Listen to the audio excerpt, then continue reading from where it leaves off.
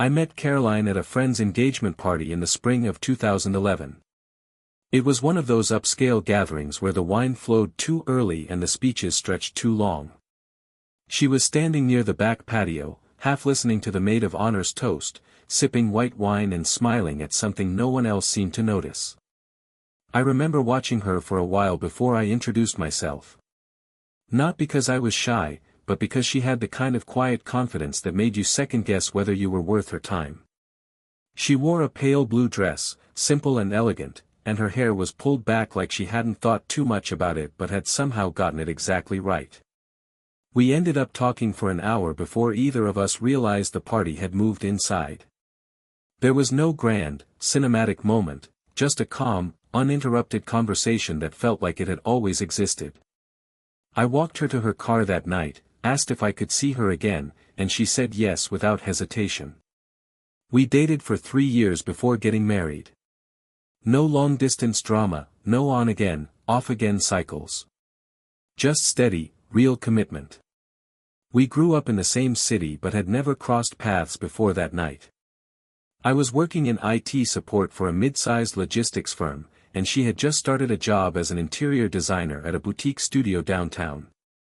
We built our life one weekend at a time, lazy Sundays, rented movies, breakfasts at diners that opened before the sun came up. Our wedding was modest but warm. 60 guests, a late afternoon ceremony, and a reception in the backyard of Caroline's childhood home. Her father had strung up lights in the trees, and her mother made the dessert table from scratch. We danced under the stars and didn't leave for our honeymoon until 2 days later. Mexico. 10 days. No phones, no schedules. Just us. The first few years of marriage were smooth. We shared a one-bedroom apartment near the river and made do with hand-me-down furniture and second-hand appliances. Caroline made the place feel like a home with minimal effort. I'd come home from work and find new curtains, a new rug, some plant I didn't know the name of perched near the window. She didn't need much to make things beautiful. When I got promoted to systems analyst in my 3rd year at the company, we moved into a townhouse in a quieter part of the city. Caroline's business was picking up, too. She'd gone freelance and already had a solid client base. Our schedules didn't always line up, but we made time. Dinner together at least 4 nights a week, even if it meant takeout. We had routines. Shared playlists. An unspoken rule to always kiss goodbye, no matter how late we were running. We started talking about kids in our 5th year. Not planning, just talking. She wasn't in a rush. Neither was I. There was still so much we wanted to do, places to travel, projects to complete. It felt good to have time. Everything about our life felt earned. No shortcuts. No big windfalls. Just 2 people who liked each other enough to keep choosing each other, day after day. We settled into a rhythm after moving into the townhouse. It wasn't fancy, but it was ours. 2 bedrooms, a small yard, and just enough space to feel like we'd finally stepped into the next chapter. Caroline threw herself into work, transforming spaces all over the city, condos, offices, restaurants. She had an eye for detail that made her stand out. Her business grew mostly by word of mouth. Clients loved her, said she listened better than anyone else in the industry. Meanwhile, I kept climbing the ladder at my company. After 5 years, I had moved from systems analyst to project lead. I was managing a small team and had finally started attending some of the higher-level meetings with the executives.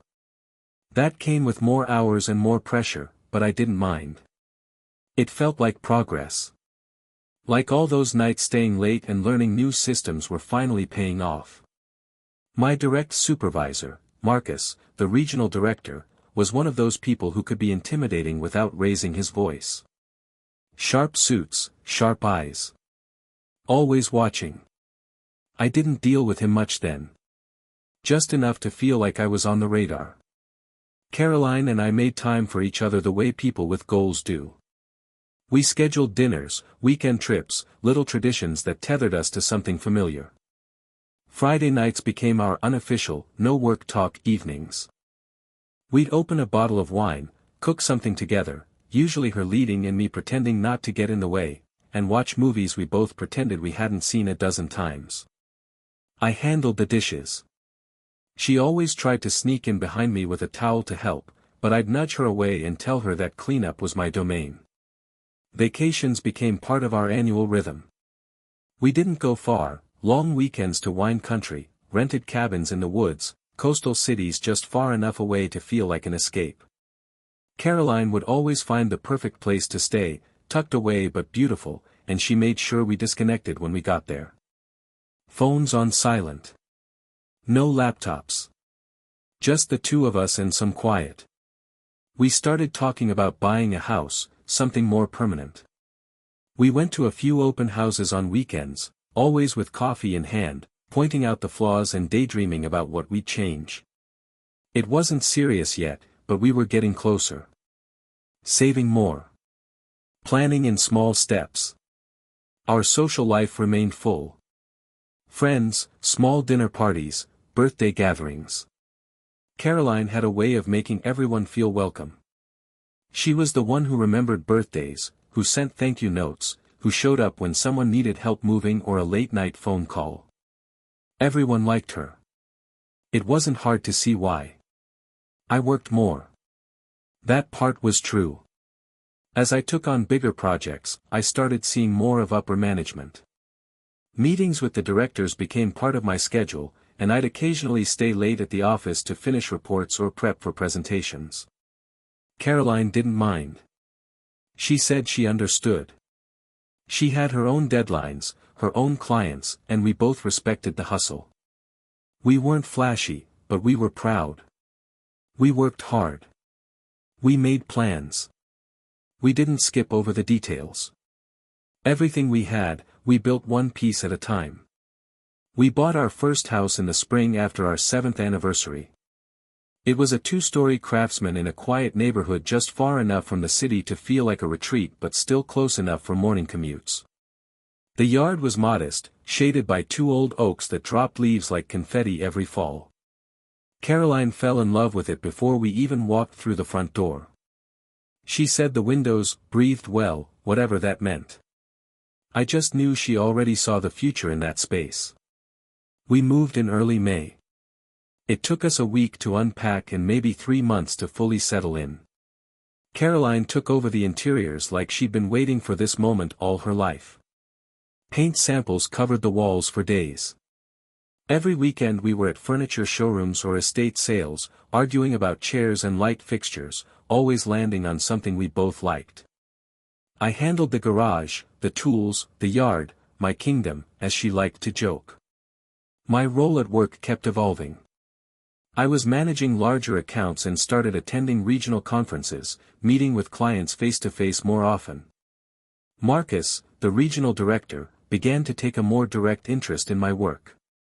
He invited me to internal leadership sessions, dropped in on team meetings, asked for input during presentations. At first, it caught me off guard, but over time I got used to the rhythm of it. He had a presence about him, measured, always composed. Some found it intimidating. I kept my head down and delivered. Caroline was busier, too. Her design business had grown beyond residential work. She had landed a few commercial clients and was now managing projects with full teams under her. We started seeing less of each other during the week, but the weekends remained ours. Sundays were sacred, pancakes, coffee, slow mornings in robes, music playing low in the background. We didn't need to talk much on those days. The silence between us had always been comfortable. We hosted our first party in the new house that fall. A small gathering, just close friends and a few neighbors. Caroline handled everything, the menu, the decor, even the lighting. She had this way of making spaces feel effortless, like they'd always been meant for laughter and people. Everyone stayed late. I remember looking around the room near midnight and thinking, we made this. We were in sync. Our calendars were color-coded. Our budgets were balanced. We didn't have to try to impress each other anymore. There was a natural ease to the way we operated. She handled the home front with grace. I took care of the back end, bills, insurance, savings. We had systems. We had trust.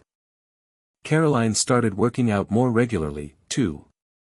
Joined a new gym near her office, started eating cleaner, trying out different routines. She looked good. Not that she ever didn't. I chalked it up to her just being more conscious of her health with how hectic her schedule was getting. I encouraged it. We both believed in taking care of what we built, our home, our work, our bodies. It felt like we had arrived. We weren't dreaming anymore, we were living it. Side by side. The house settled into us just as we settled into it. Every corner had a memory attached by the end of the first year. Caroline's design touch made it more than just beautiful, it felt intentional. Our home became the go-to gathering place for our friends.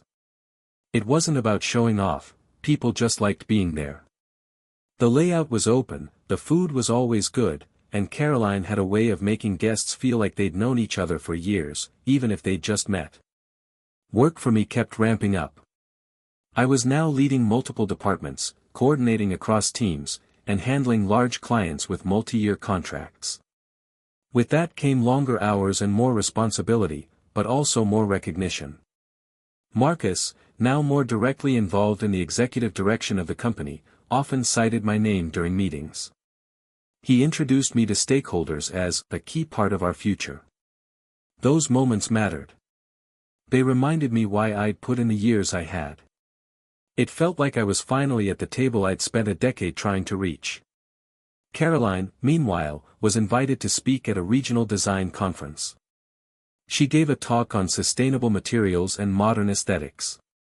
I went with her, sat in the second row, and watched her hold the attention of 100 people without missing a beat. Afterward, strangers came up just to tell her how articulate and smart she was. I stood by, proud, nodding, holding her bag while she shook hands. She started collaborating with larger firms, picking up more ambitious projects.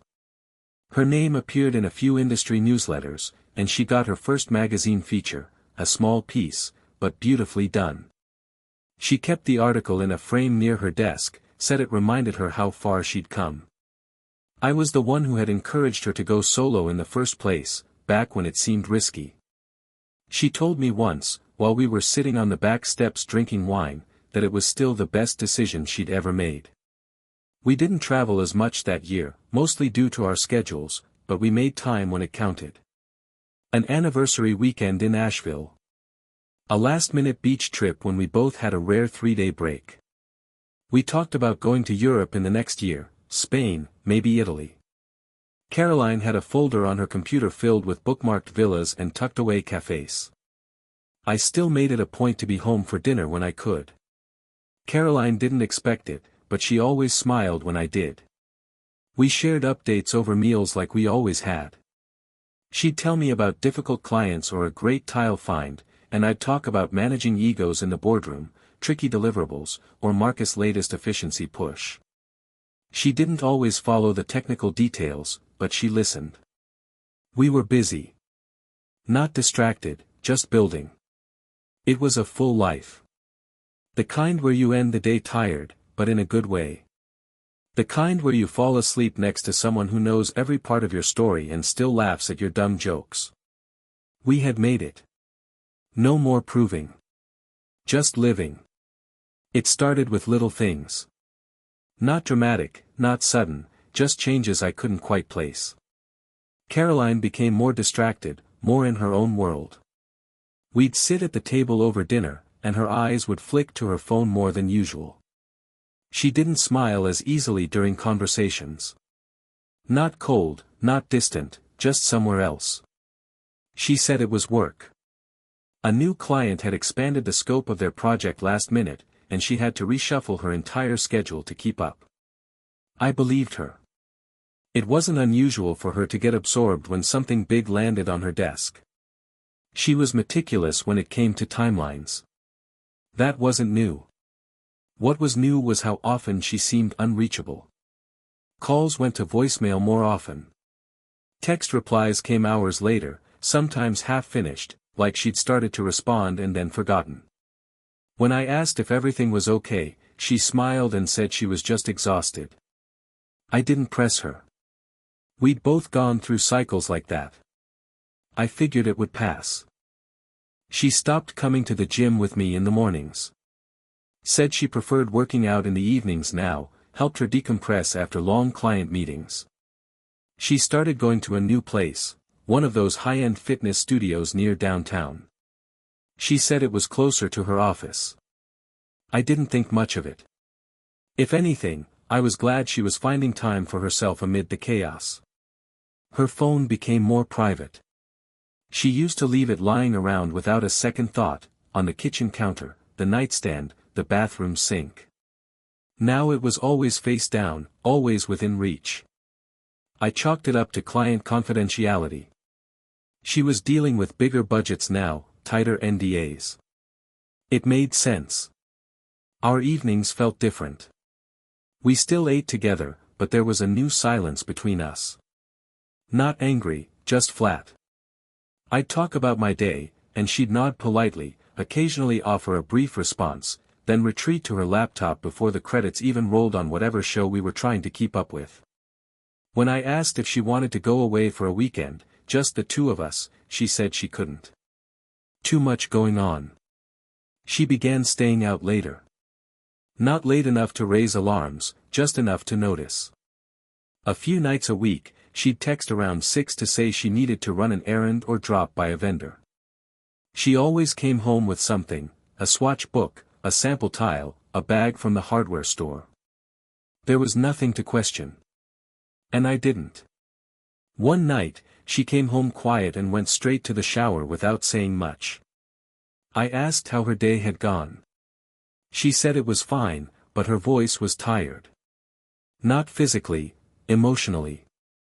I told her to take a few days off if she could. She nodded and said, maybe. We still kissed goodnight. Still said, I love you. But it felt like a routine. A soft repetition of something we both remembered we were supposed to say. I figured she just needed space. She was carrying a lot, juggling too much. I'd seen it before. The best thing to do was support her without smothering. Let her come back on her own time. So I did.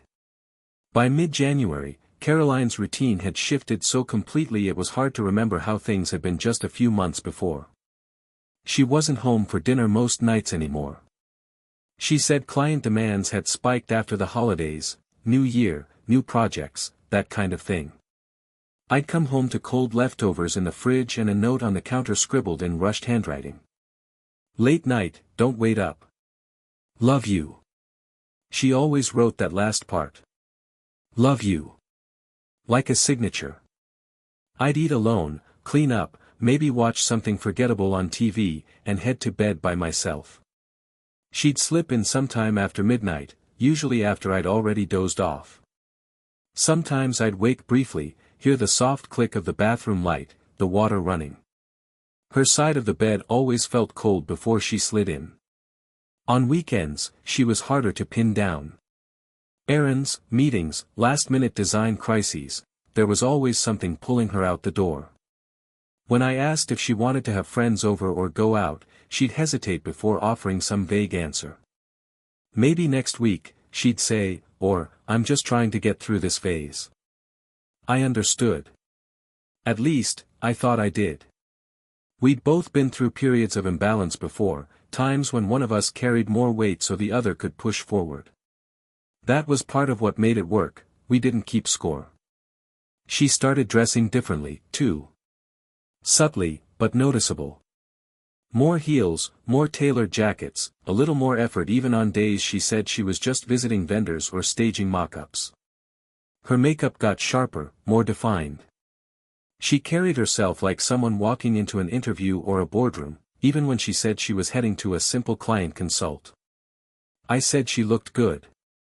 She smiled, said, thanks, but didn't linger. The biggest change was how little she shared. Caroline had always been a talker.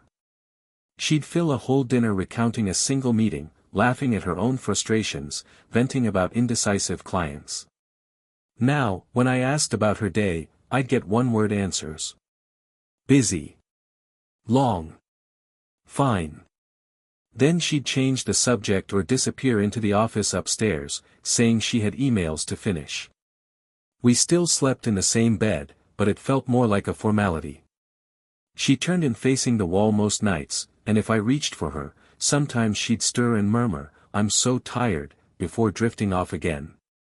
I believed her. She looked tired. But not in the way that came from physical work, more like her mind was elsewhere, somewhere I couldn't quite follow. There was no fight, no rupture. Just distance. Quiet, polite, persistent. Like a fog that thickened a little more each day. I thought about suggesting a trip again. Just the two of us. I even looked up flights one evening while she was out. But when I brought it up later, she barely reacted. Said she couldn't commit to anything right now, not until things settled down. Maybe in the spring, she said. I nodded.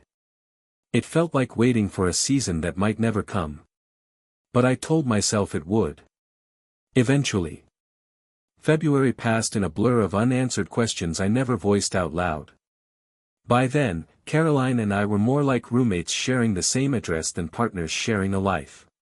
The mornings were especially strange. She used to linger, stretch across the kitchen counter while sipping her coffee, teasing me about the news I always read aloud like it was a performance.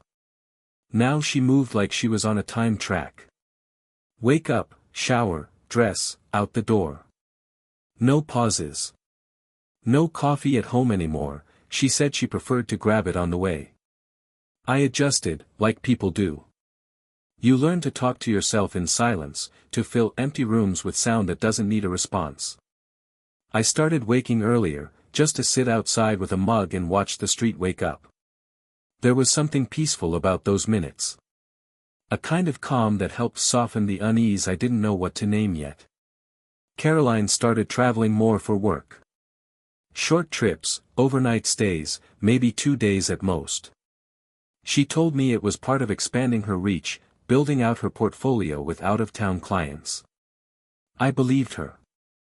She always left with a detailed schedule, a few names of contacts, addresses. She texted me updates, sent the occasional picture of a hotel lobby or an impressive foyer she'd helped design.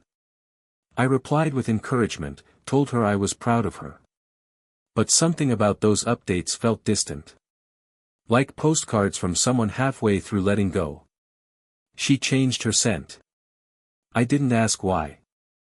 One day the bottle on her dresser was different, something new, sharper, more expensive. I said it smelled nice. She nodded but didn't explain. Even her taste in music shifted. I noticed it when we drove somewhere together, which happened less and less. The playlists she used to sing along to were replaced by ambient instrumentals or podcasts about business psychology.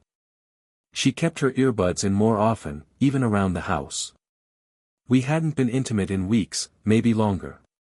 It wasn't a dramatic stop, just a slow fade. I'd reach for her, she'd smile faintly, say she was tired, maybe kiss my shoulder, then roll away. I didn't take it personally. Stress, schedules, travel, it was easy to believe that was all it was. Then came the nights she didn't come home until late, after midnight. Client dinner ran long, she'd say, or I had to go over final specs at the site.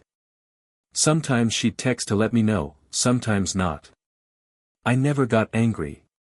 That wasn't our dynamic. We trusted each other. That was the foundation of everything we'd built. But I started noticing patterns. She'd be in a good mood the next morning, light, relaxed. Almost giddy. Like she'd been somewhere she didn't have to keep pretending to be tired. It didn't make sense, but I had nothing concrete to question. Just scattered pieces that didn't seem to fit together anymore. One night, I heard her laughing on the phone in the hallway. A low, warm laugh I hadn't heard in a long time. When I stepped into view, she ended the call quickly and smiled. Just a vendor, she said. I nodded. I wanted to believe it. So I did. It was the company's annual gala, an end-of-quarter celebration that had grown over the years from a simple dinner to a full-blown, catered affair held at a sleek hotel ballroom downtown. Partners were invited. Spouses, too. It was one of the few events where everyone let their guard down. Laughter came easier when drinks flowed and suits were traded for something a little shinier. I asked Caroline to come with me weeks in advance. She said yes at first, even seemed mildly excited about it. But 2 nights before, she claimed she was feeling run down. I think I'm coming down with something, she told me, rubbing her temples. I should rest. You go without me. I offered to stay home instead, but she insisted. You've worked hard. You deserve to enjoy it. Besides, it's not like anyone's going to miss me. She smiled when she said it, but it didn't reach her eyes. So I went alone. The ballroom was already buzzing when I arrived. Round tables with folded name cards, waiters weaving through the crowd with trays of champagne. A DJ played quiet jazz in the background while coworkers and their partners mingled and caught up. I moved between conversations easily, smiling, nodding, shaking hands. People asked where Caroline was. I repeated the story, flu, maybe a cold, resting at home. Everyone nodded sympathetically and went on. About an hour in, I stepped away to get some air and looped around the side entrance near the coat check. That's when I saw them. Caroline. And Marcus. My boss. They were standing just beyond the glass doors on the patio, lit by amber outdoor sconces. Caroline was laughing. Not politely. Not nervously. Laughing in a way I hadn't seen in months. Her hand was resting lightly on Marcus's chest. His arm was around her waist like it belonged there. My body moved before my mind did. I stepped outside and the sound of the crowd fell behind me like a dropped curtain. They didn't see me at first. Not until I was right in front of them. Marcus turned. His smile faltered. Caroline froze. Her hand dropped. She took half a step back. What the hell is this? I said. She didn't answer immediately. She just stared at me, caught but not ashamed. Then she spoke. I didn't want to do this here, she said. My heart thudded in my chest. You said you were sick. She shrugged. I didn't think you'd understand. I turned to Marcus. You're my boss. He didn't flinch. His expression was steady. Arrogant. She deserves better, he said calmly. Someone with ambition. Someone who doesn't just take orders. Caroline's eyes stayed locked on mine. I don't want a quiet life, not anymore, she said. You're a good man, but you're small. Safe. I need more than that. Every word landed like a slap. I didn't speak. Not yet. I just looked at them, standing there like they hadn't torn something sacred in two. I turned and walked back inside. And in that moment, the only thing louder than the music was the sound of something snapping clean inside my chest. I walked back into that ballroom with every nerve in my body sparking. My heart was hammering, but my hands were steady. The betrayal hadn't even begun to settle, and already something else had taken over. Not grief. Not shock. Fire. I crossed the floor and stepped directly onto the stage where the microphone stood, still warm from the last speaker's closing remarks. A few people turned as I approached, their conversations dimming as they realized I wasn't part of the scheduled program. I tapped the mic once. The feedback caught everyone's attention. The room quieted. Sorry to interrupt, I began, my voice louder than I expected. I won't take long. Heads turned. I could see my coworkers. Some looked amused. Others curious. Marcus was still outside. Caroline too. I hoped they could hear me. I've worked at this company for almost 10 years, I said. Built projects from the ground up. Stayed late, came in early, made sure this place ran when other people were home with their families. There were nods in the crowd. They knew. They'd seen me. I want to thank everyone here who's had my back. My team. My peers. The ones who work hard without cutting corners. The ones who do it the right way. A ripple of agreement passed through the room. I paused, looked directly at the center table where the partners Saturday, but tonight I found out something. Something I think all of you deserve to know. A hush fell over the room. Our esteemed regional director, Marcus Warren, I said, my voice tightening, has been sleeping with my wife. A gasp. A few audible murmurs. People turned in their chairs, scanning the room. While I was working late to keep this company running, he was taking her out. While I was managing projects under pressure, he was in my home behind my back. The silence now was total. And if that's who's leading this company, if that's the kind of man you're answering to, then maybe we all need to think about what this place really stands for. I stepped back from the mic. Someone clapped. Then another. Then a wave of applause that wasn't joyous, but angry, solidarity in sound. Marcus stepped back into the room then, Caroline trailing behind him. His face was pale but hard. He tried to raise his voice over the noise. All right, that's enough. But no one was listening. People were standing. Dozens of them. Some started shouting questions. Others shook their heads. The mood shifted fast, respect curdled into disgust. I saw coworkers walking out. People tearing off their lanyards. One of the department heads stood up and said, "You can expect my resignation tomorrow." Another followed. Mine too. Within minutes, the exodus began. Marcus stood stiff, jaw tight. Caroline looked like she didn't know where to hide. And me, I just walked out the front door and into the night.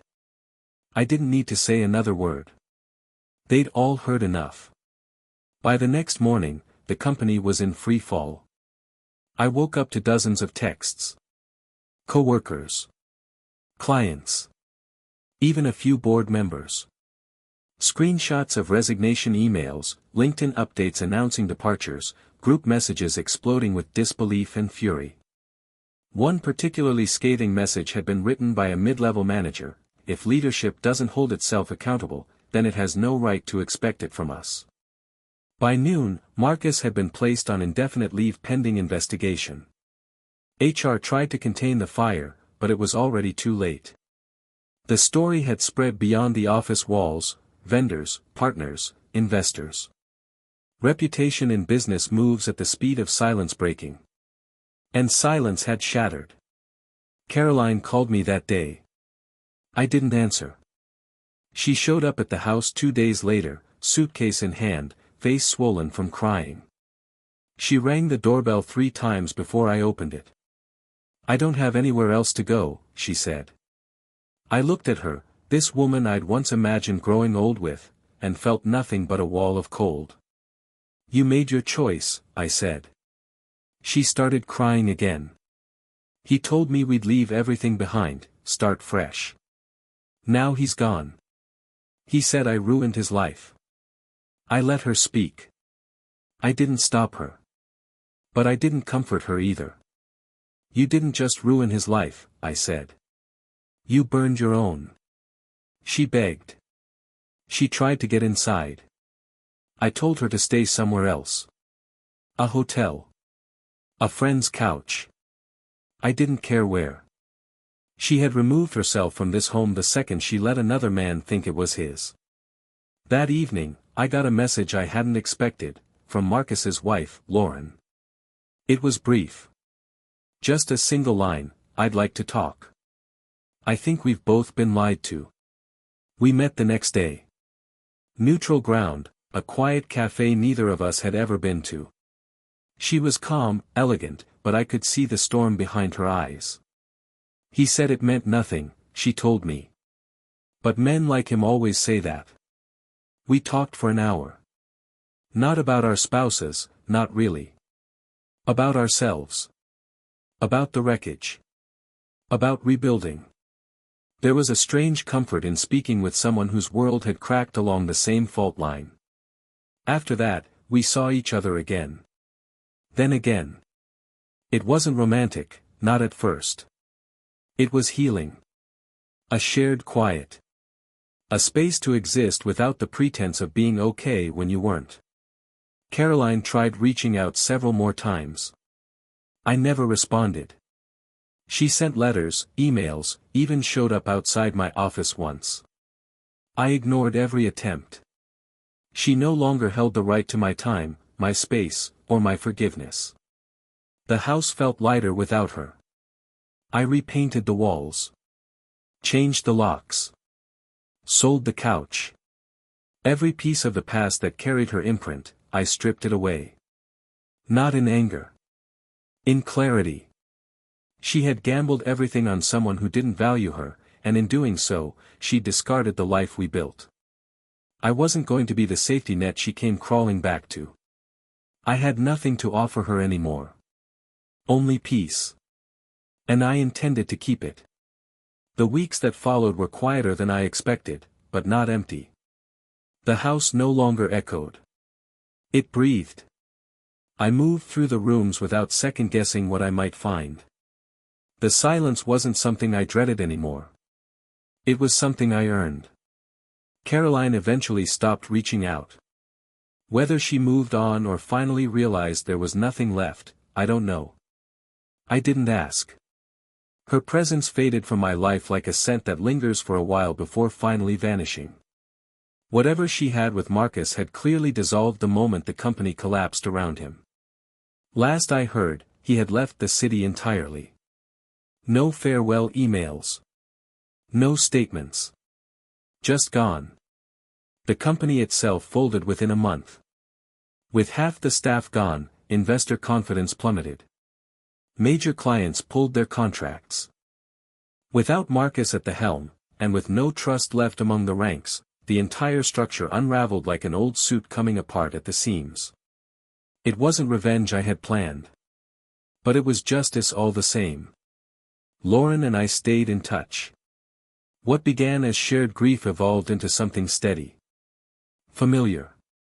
Honest. She knew how betrayal cuts, how it rewrites every moment that came before it. With her, there was no pressure to pretend I was okay when I wasn't. We talked. Often. Sometimes for hours. Sometimes in silence. She understood things without me needing to explain them. It wasn't long before those meetings turned into dinners. Then into weekends. It wasn't forced. It wasn't fast. But it was real. One morning, almost 6 months after everything fell apart, I woke up in her apartment to the smell of coffee and the sound of soft music playing from the kitchen. She was humming under her breath, barefoot in a robe, pouring cream into 2 mugs. It was the kind of simple, unremarkable moment I hadn't realized I missed. She looked over at me and smiled. "You always wake up so serious," she said. "Only when I'm this content," I replied. We both laughed. It was easy. Eventually, we talked about what it meant, where we were heading, what we wanted. Neither of us rushed it. But there was something undeniable about the way we fit into each other's lives, not as replacements for what we lost, but as the result of who we'd become because of it. As for Caroline, I don't hate her. Not anymore. I don't forgive her either, not in the way she probably hoped. But I've accepted what happened. What she did. Who she really was beneath the life we built. She taught me something, in a way. That love without respect is just a performance. That trust can be shattered not just by betrayal, but by silence, by absence, by the slow erosion of honesty. But what I found on the other side of all that, that's mine. The peace. The clarity. The quiet kind of joy that doesn't need a stage. Lauren and I still talk about that night sometimes, the gala, the patio, the moment everything turned. And every time, we end up in the same place, we lost what we thought we wanted. And we found what we actually needed.